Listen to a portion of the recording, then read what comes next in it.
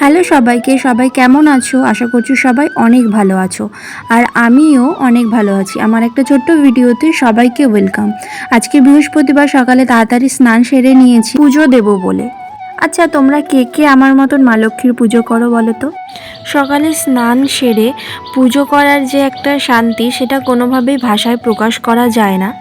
আমার মনে হয় জীবনে যেইটুকুনি অর্জন করেছি সেইটুকুনি হয়তো আমার কর্মফল, আর যেইটুকুনি পাবো সেইটুকুনি হয়তো ভগবান আমাকে নিজের থেকেই দেবে। আর এতদিন ভগবান আমাকে যা যা দিয়েছে সেটাই অনেক। কথা বলতে বলতে মায়ের স্নানটাও সেরে নিলাম, আর মাকে শাড়িটাও পরানো হয়ে গেছে। মাকে শাড়ি পরাতে আমার অনেক টাইম লাগে, কারণ এই বিষয়টাতে আমি ভীষণ খুঁতখুঁতে। যতক্ষণ না ঠিকঠাক হয় ততক্ষণ ঠিক আমার মনটা মানে না।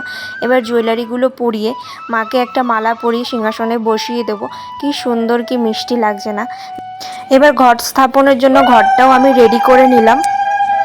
আর কালকে না বাজার থেকে একটা পদ্ম ফুল এনেছিলাম। প্রত্যেক বৃহস্পতিবারে নয় পদ্ম ফুল নয় গোলাপ ফুল, এই দুটোর মধ্যে আমি একটা অবশ্যই আনি ঘটে দেওয়ার জন্য।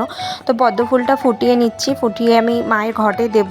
আর কথা বলতে বলতে এদিকে দেখো আমার পুজো কমপ্লিট হয়ে গেল। আর পুজো কমপ্লিট হওয়ার পর দেখছি বাইরে কি সুন্দর বৃষ্টি পড়ছে, তো জানলায় বসে একটু বৃষ্টি উপভোগ